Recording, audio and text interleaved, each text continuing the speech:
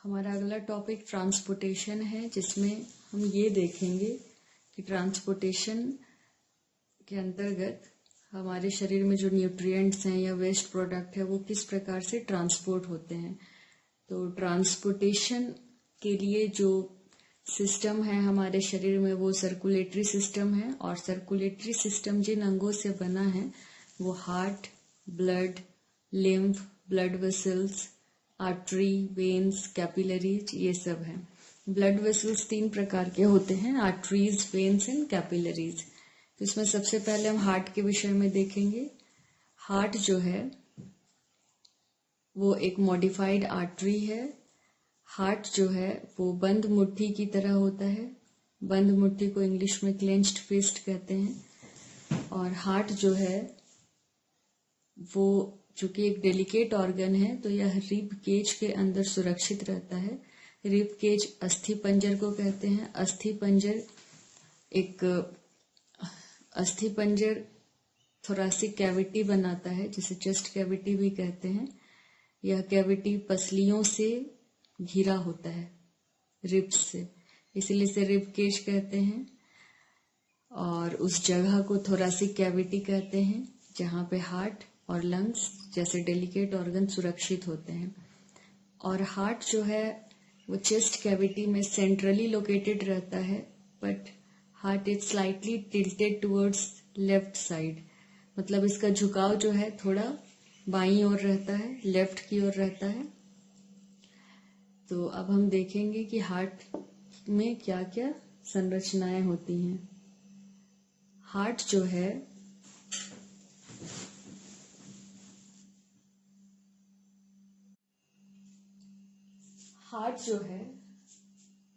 यह दोहरी झिल्ली से घिरा रहता है। इस झिल्ली को पेरिकार्डियल मेम्ब्रेन कहा जाता है। पेरी का मतलब चारों ओर से, और कार्डियल हार्ट के लिए वर्ड यूज होता है। मेम्ब्रेन का मतलब झिल्ली होता है, मतलब हार्ट के चारों ओर का जो आवरण है इसे पेरिकार्डियल मेम्ब्रेन कहा जाता है। हार्ट जो है ये ह्यूमन बीइंग में 4 चैम्बर्ड हार्ट होते हैं, जिसमें 2 ऑरिकल होता है और 2 वेंट्रिकल होता है। और हार्ट जो है बीच से डिवाइडेड रहता है, कंप्लीटली डिवीजन होता है, ये कंप्लीटली डिवाइडेड होता है। ये बीच में एक सेप्टम पाया जाता है जो हृदय को 2 भागों में विभाजित करता है।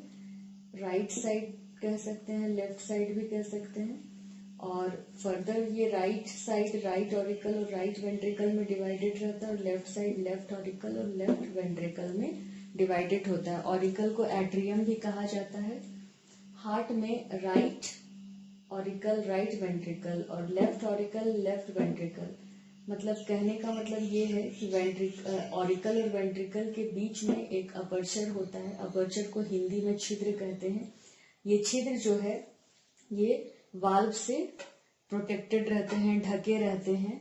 यहाँ पे राइट साइड में 3 कास्प वाले वाल्व होते हैं, इसीलिए इसे ट्राई कास्पिड वाल्व कहते हैं। लेफ्ट साइड में बाई कास्पिड वाल्व होते हैं, क्योंकि इसमें 2 ही कास्प है। ये वाल्व जो हैं ये अपर्चर को गार्ड करके रखते हैं, प्रोटेक्ट करके रखते हैं। तो ये हो गया स्ट्रक्चर ऑफ हार्ट।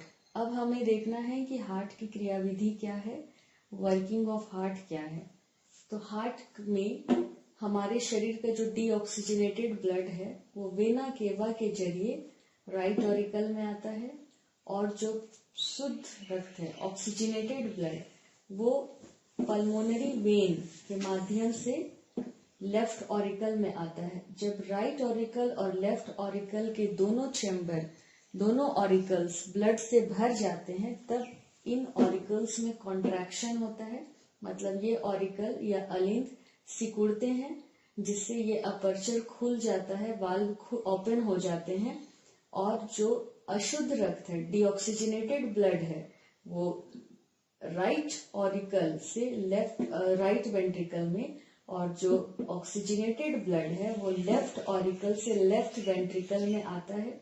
जब दोनों वेंट्रिकल ब्लड से भर जाते हैं तो वेंट्रिकल में कॉन्ट्रैक्शन होता है, यहाँ पे ये बात जानने वाली है कि जब वेंट्रिकल में कॉन्ट्रैक्शन होता है तो ये वाल्व जो है, ये जो अपर्चर जो है जिसमें वाल्व प्रेजेंट है वो बंद रहता है, ताकि जब वेंट्रिकल कॉन्ट्रैक्ट हो, सिकुड़ता हो वेंट्रिकल, जब वेंट्रिकल में सिकुड़न होता है तब वापस ब्लड का बैक फ्लो ना हो। मतलब वेंट्रिकल के सिकुड़ने से वापस ब्लड अलिंद में ना चले जाए, इसीलिए ये छिद्र बंद हो जाते हैं।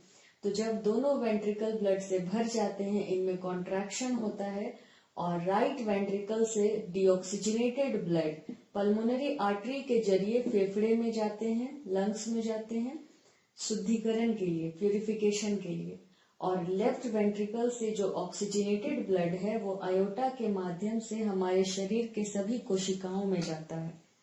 ब्लड हमारे शरीर के सभी कोशिकाओं में, टिश्यूज में जाता है।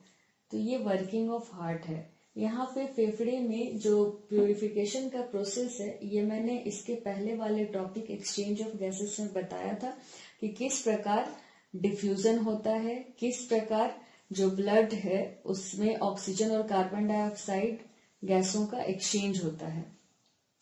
तो ये वर्किंग ऑफ हार्ट था। इसमें हम आगे ये देखें कि मनुष्य का जो हार्ट है, ह्यूमन हार्ट जो है वो 4 चैम्बर्ड होते हैं, लेकिन अगर हम लोअर ऑर्गेनिजम्स को देखें तो जैसे फिश में 2 चैम्बर्ड हार्ट होता है। फिश जो है वो पाइसेस क्लास में आते हैं। उसके बाद एम्फीबियंस क्लास आता है। एम्फीबियंस जो होते हैं उनमें 3 चैम्बर्ड हार्ट होते हैं, जैसे मेंढक हो गया।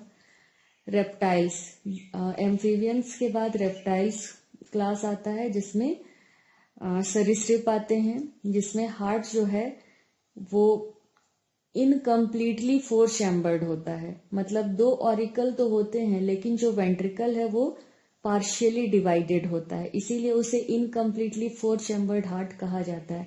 बट क्रोकोडाइल वो रेप्टाइल होते हुए भी एक अपवाद है, क्योंकि उसमें 4 चैम्बर्ड हार्ट होते हैं। एप्स और मैमल्स ये दोनों हायर ऑर्गेनिजम्स में आते हैं और इनमें कम्प्लीटली 4 चैम्बर्ड हार्ट होता है।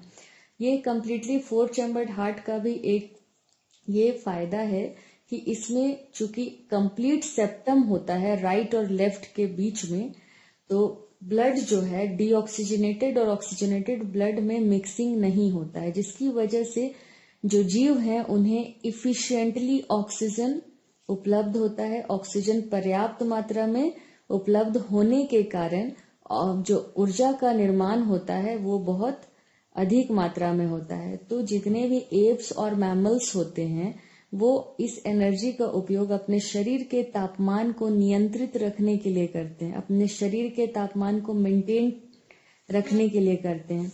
लेकिन फिश हो गए, फ्रॉग हो गए, सरीसृप हो गए, स्नेक वगैरह हो गए, ये सब जीव जो हैं ये चूंकि इनके शरीर में जो हार्ट है वो कंप्लीटली डिवाइडेड नहीं होता या फिर 2-3 चैम्बर वाले हार्ट हैं, तो इसमें जो ऑक्सीजनेटेड और डीऑक्सीजनेटेड ब्लड है ये मिक्स हो जाते हैं, जिसकी वजह से उनके शरीर की कोशिकाओं को इफिशिएंटली ऑक्सीजन नहीं मिल पाता है और ऊर्जा अधिक मात्रा में, जितना मतलब हम लोगों की तुलना में उतनी ऊर्जा उत्पन्न नहीं हो पाती है, जिसके कारण उनका जो शरीर का जो तापमान है वो वातावरण, इन्वायरमेंट के टेम्परेचर के आधार पे बदलते रहता है।